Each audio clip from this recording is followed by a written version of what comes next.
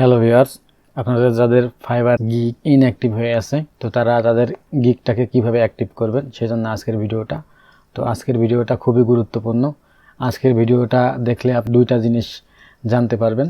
একটা হচ্ছে যে আপনার গিগটা অ্যাক্টিভ আছে কিনা সেটা জানতে পারবেন, এবং আপনার গিগটা যদি অ্যাক্টিভ না থাকে, ইনঅ্যাক্টিভ থাকে, সেটাকে কিভাবে অ্যাক্টিভ করবেন সে বিষয়টাও দেখিয়ে দেবো, এবং কি লিখে অ্যাক্টিভ করবেন সেটাও দেখিয়ে দেবো, এবং কোন কোন কারণে আপনাদের গিগটা ইনঅ্যাক্টিভ হতে পারে সেই বিষয়টা আমি আমার চ্যানেলের আরেকটা ভিডিওতে বলছি। আপনারা চাইলে সেই ভিডিওটা দেখে নিতে পারেন। তো ভিডিওটা একটু স্কিপ না করে দেখতে থাকুন।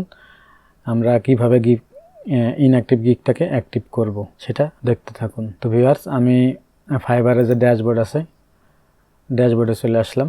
ড্যাশবোর্ডে আসার পরে এখানে দেখতে পাচ্ছেন হেল্প অ্যান্ড সাপোর্ট, এখানে ক্লিক করলাম। এখানে ক্লিক করার পরে নতুন একটা ট্যাব ওপেন হয়েছে। তো নতুন একটা ট্যাব ওপেন হওয়ার পরে এখানে ভিউ গিগ স্ট্যাটিক্স, এখানে ক্লিক করলাম। এখানে ক্লিক করার পরে এরকম একটা অপশন আসবে, এটার নিচে আসবেন। আসার পরে এখানে দেখেন কন্ট্যাক্ট সাপোর্ট, এখানে ক্লিক করবেন।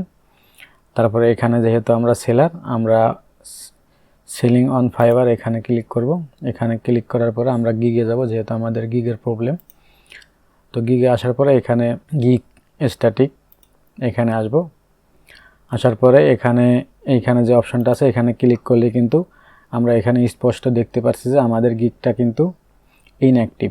তো আমাদের গিগটাকে কিভাবে অ্যাক্টিভ করব খুব সহজভাবে আমি দেখিয়ে দিচ্ছি, আপনারা শুধু দেখতে থাকুন। তো গিগ অ্যাক্টিভ করার জন্য আপনাদের এইখান থেকে একটা স্ক্রিনশট নিতে হবে। তো আমি একটা স্ক্রিনশট নিয়ে নিই।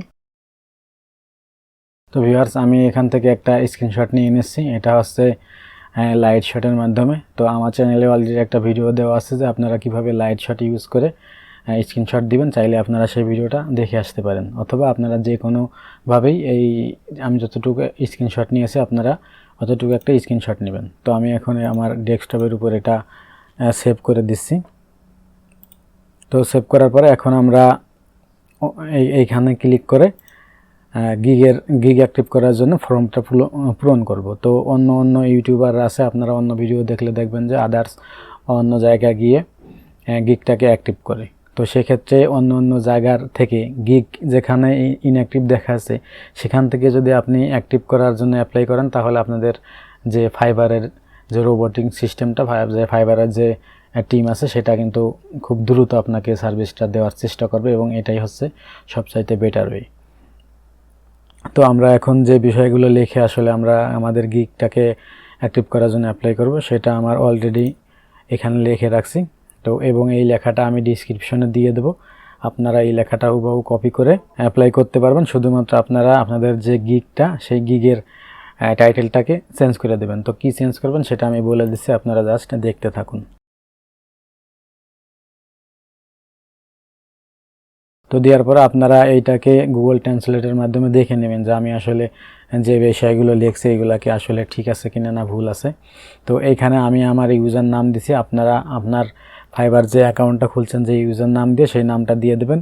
এবং এইখানে আপনারা এইখান থেকে এই পর্যন্ত জাস্ট চেঞ্জ করবেন। যেহেতু আমার এই গিগটা দেখতে পাচ্ছেন ব্যাকগ্রাউন্ড রিমুভের উপর, সেক্ষেত্রে আমি এখানে ব্যাকগ্রাউন্ড রিমুভ দিয়ে দিছি। আপনাদের গিগটা যে ক্যাটাগরিতে থাকবে সেইটা আপনারা এখানে দিয়ে দেবেন। তো আপনারা যখন এটা বাংলা ট্রান্সলেট করবেন সেটা কিন্তু আপনারা বুঝতে পারবেন।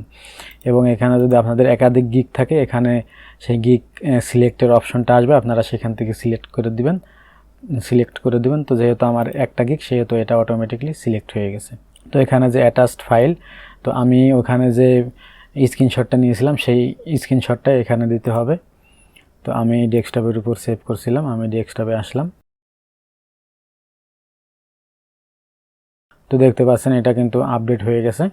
এখন আমি জাস্ট সেন্ড রিকোয়েস্টে ক্লিক করলে কিন্তু এটা মানে অ্যাপ্লাই হয়ে যাবে। তো এটা আবার আপনারা খুব ভালোভাবে চেক করে নেবেন যে ঠিকঠাক আছে কিনা। তো আমি এটা যখন লিখছিলাম তখনই খুব সুন্দরভাবে চেক করে গুগল ট্রান্সলেটের মাধ্যমে দেখে নিয়েছি ভালোভাবে।